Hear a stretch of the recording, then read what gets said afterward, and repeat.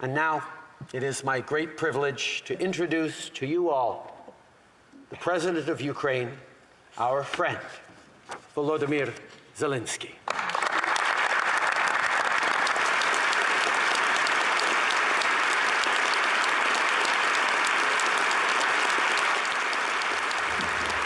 Thank you very much. Ladies and gentlemen, Mr. Speaker, Prime Minister, dear Justin, members of the government, members of the Parliament, all distinguished guests, friends. Before I begin, I would like you to understand my feelings and feelings of all Ukrainians, as far as it is possible.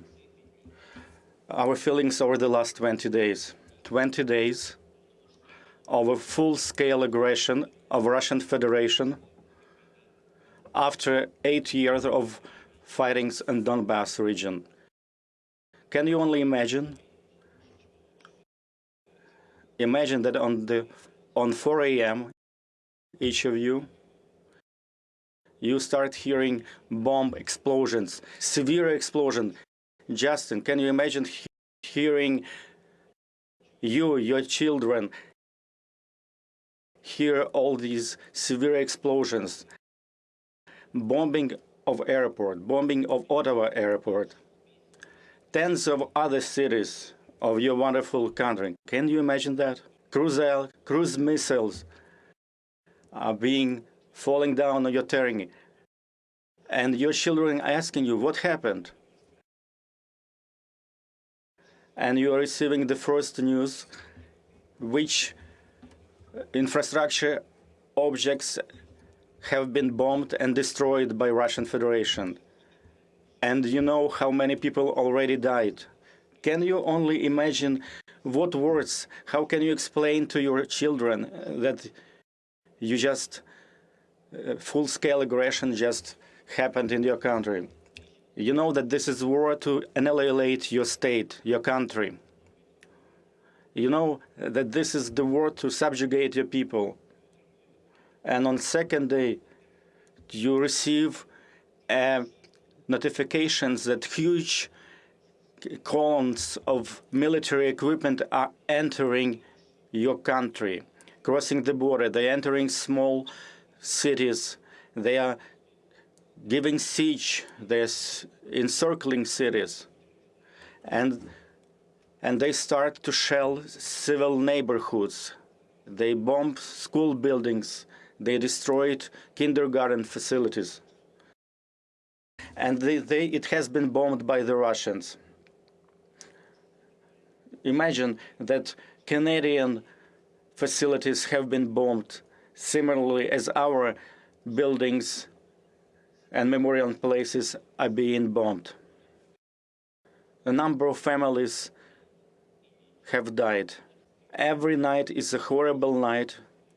Russians are shelling from all kinds of artillery, from tanks. They are hitting civilian infrastructure. They are hitting buildings. When we talk with our partners, and they say, please hold on a little longer. Some people are talking about trying to avoid the escalation. And at the same time, in response to our aspiration to become members of NATO, we also do not hear a clear answer. Sometimes we don't see obvious things. It's a dire straits, but it also allowed us to see who our real friends are over the last 20 days, and as well 8 previous years. I am sure that you've been able to see clearly what's going on, and I'm addressing all of you. Canada has always been steadfast in their support. You've been a reliable partner to Ukraine and Ukrainians, and I'm sure this will continue. You've offered your help, your assistance at our earliest request. You supply us with the military assistance, with humanitarian assistance. You've post serious sanctions. Basically, what I'm trying to say that you all need to do more to stop Russia, to protect Ukraine, and by doing that, to protect Europe from Russian threat. We are not asking for much. We're asking for justice, for real support, which will help us to prevail, to defend, to save life all of the world. Canada is leading in these efforts, and I'm hoping that other countries will follow the same suit. We're asking for more of your leadership, and please take greater part in these efforts. Justin and all of our friends of Ukraine, all friends of the truth. That's why I'm asking you, please do not stop in your efforts. Please expand your efforts to bring back peace in our peaceful country. I believe, and I know that you can do it.